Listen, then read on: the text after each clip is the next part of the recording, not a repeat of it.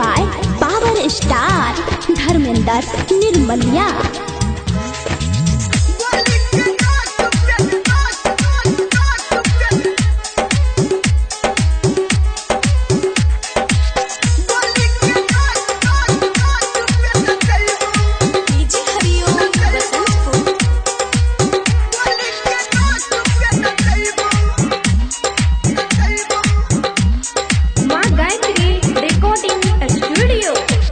UP Bihar में हमारा चफान रे यूपी बिहार में पूरे बिहार रे छोरा करे खातिर साटा सब लागल छे लाइन रे दाई पूरो देखा दे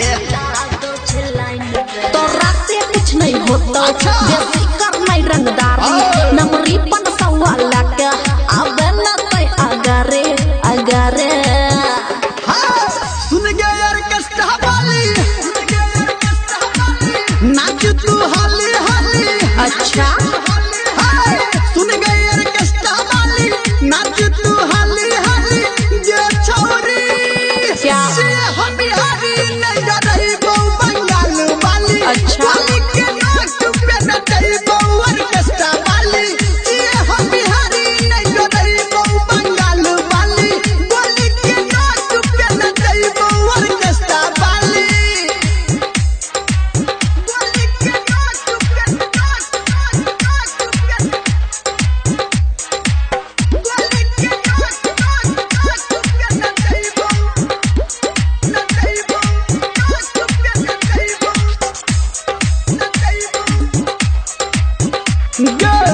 रात भर तोरा नचेबो पकड़ के पाजा उठेबो देखेबो तोरा हम अपन पावर गे। अच्छा तो दिखाना बेसी करबा बल जोरी दाइक देबोगे ढोरी हिल जेतौ तो हर जवानी के टावर गे। हमरा नहीं तू धमकाबे पावर नहीं अपन दिखाबे होतौ नहीं तोरा से कुछो बात नहीं बेसी बनावे बनावे सुन गया यार कष्टा वाली बोले नाच तू हाली हाली। ओके सुन गया यार कष्टा वाली नाच तू हाली हाली। ये छोरी ये हम बिहारी नहीं रही वो बंगाल वाली। वाली के नाच पे न रही वो कष्टा वाली।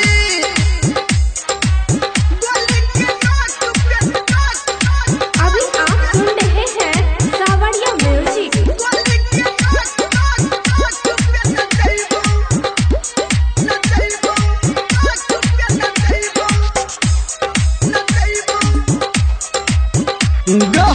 तोहर गुमान तोरबो चोली पे बम फोड़बो करबो हम खूबे छहुरी रंगदारी गे।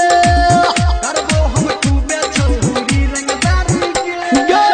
पर तोहू पंगा भारी देबोगे झंडा गाड़ी पढ़ नहीं देना तू हमरा गाड़ी गे। जीडी पकलल प्यारे राइटर अंकित के सहारे कहे धर्मेंद्र निर्मलिया खुशी के बेस न झारे नहीं झारे सुन गई और कष्टा वाली सुनै छियो नाच तू हाली हाली। ओ माय गॉड सुन गई और कष्टा वाली नाच तू हाली हाली।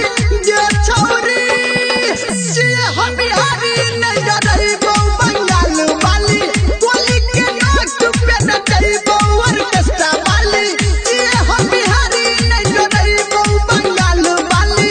वाली के नाच पे न रही वो कष्टा वाली। बुझली गई छोरी। Oh my God